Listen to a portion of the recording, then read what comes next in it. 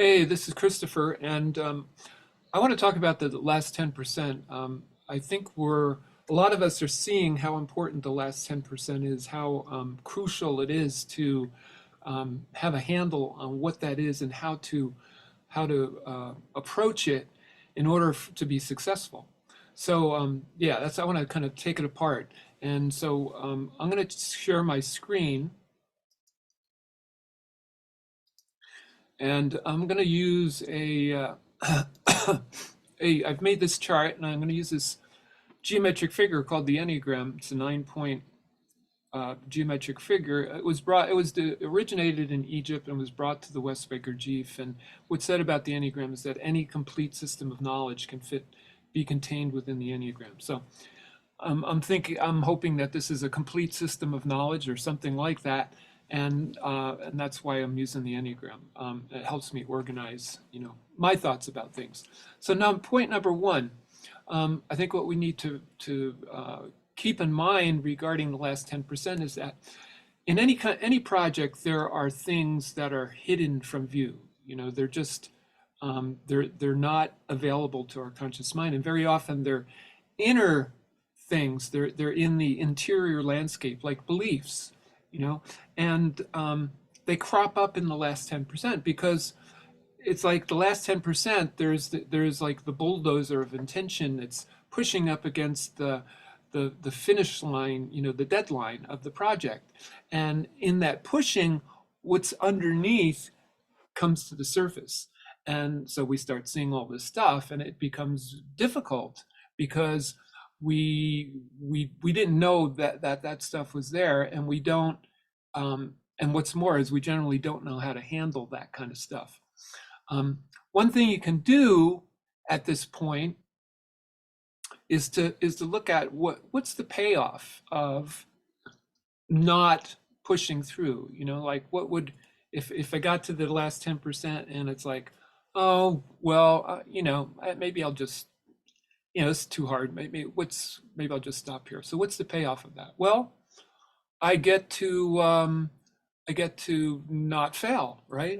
If I don't complete it, then I don't actually, and I don't put it out in the world, I won't actually fail. I mean, I'm going to fail myself by not completing it, but by not actually putting it in the world, I'm not going to fail in terms of the standards of the world, and I'm not going to get feedback, that it's failed. And so, that's it. It's a way to stay comfortable, basically. And there's usually more subtle, things going on besides that, but we won't go into that right now. So, point number three, morphogenetic field is a term that was coined by Rupert Sheldrake like 30, 40 years ago. It refers to, it's like the first time a chemist makes a chemical, first time is really difficult. And the reason it's difficult is because there's no so there's whenever something comes into creation, there is a a, a level of energy that is it's like the intention, right? It's a non-physical thing, right? It's an energy. It's like a spirit kind of it's a spirit level of existence. And so, but every time, so the first time it's really difficult, but then the second that field gets formed, it's weak. But then the second time that you can kind of tap into that field, and then the third, and it gets stronger, and you tap into that field again. Every time you create the chemical, the field gets stronger and stronger. It's like morphogenetic fields are like the instincts of species. Like say geese. The fact that they just know, when and how to migrate, and the way they fly and that whole thing. It's built into their genes, so to speak, but there's actually a field, a non-material field that's guiding that process.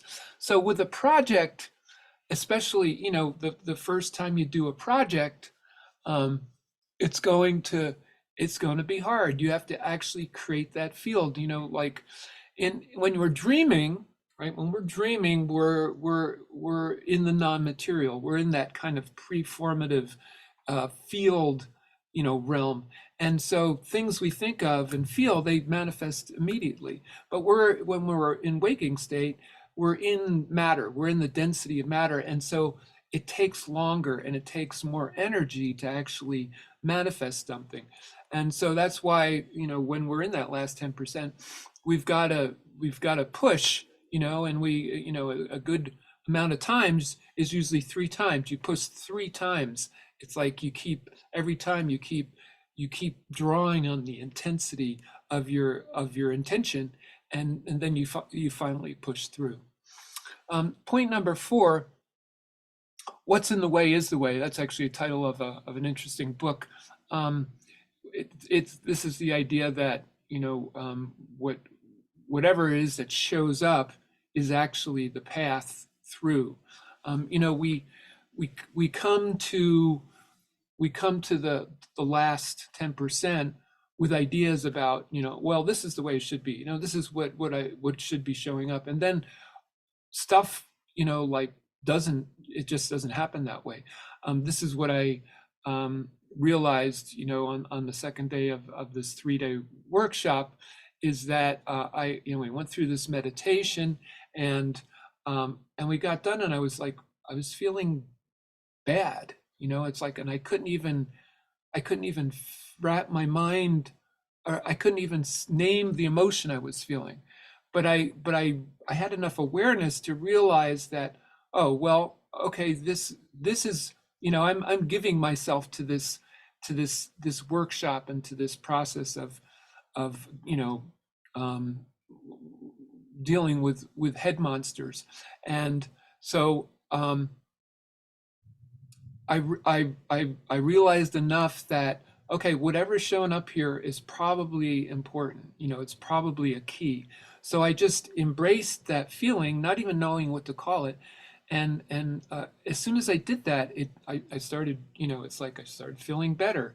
And I realized that, that we're like solution machines, that if we're engaged in a project, what comes through us, on a physical, emotional, and mental level, levels, that those are the solutions, and it moves right over, so we have to trust ourselves as messengers, that we are actually, the solution is coming through us, and that gets, moves over to point 5, which is that it's like a butterfly, coming out of a chrysalis. We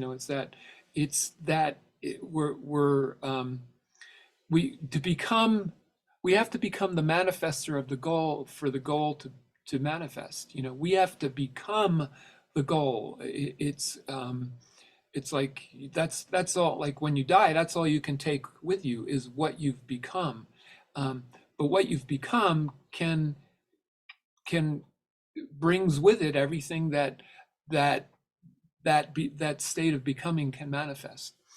So point number 6 is, this is very important. I was doing some research, and I came across this phrase: the power to move the world is in the subconscious.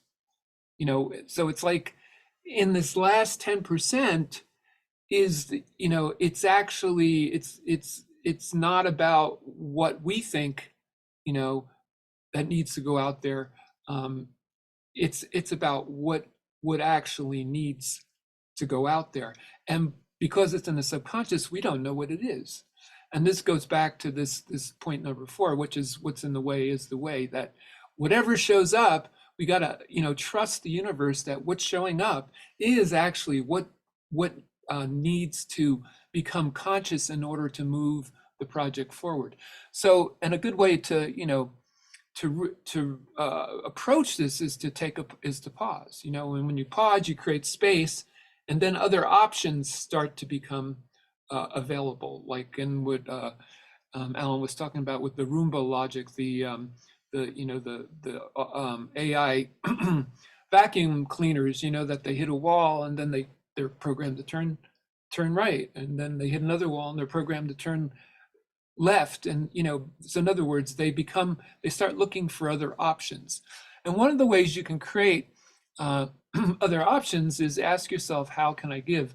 The idea here is that, if the universe recognizes you as a giving portal, then it's going to give, it's going to send energy to you, and and that's, at that point, that's what you need. And hopefully the energy that comes through includes the solution to, you moving forward with your project. And another way to kind of tap into that is to think of what you're grateful for, to exercise gratitude. Point number 7, if you don't make a move, there's nothing to fix. In other words, you got to put something out there in order to fix it, to like, okay, it's not working, but what can we do? So, in any project, and we have a plan, and but plans are good in that they can take us. Sometimes the plans take us all the way to the end, but very often the plans only get us so far, and then we have to actually improvise. We have to open up to the moment to find out what actually needs to be tweaked in order for this to complete. And when I was doing some research, I read this article about the last 10% of criticism, and this was pretty profound. This is this guy, he was talking about that, it's like very often people they'll give some criticism, but there's like the last piece that they won't give because they think it'll hurt the person. But it's actually that last 10% of criticism that actually changes lives. That's where the most transformation occurs.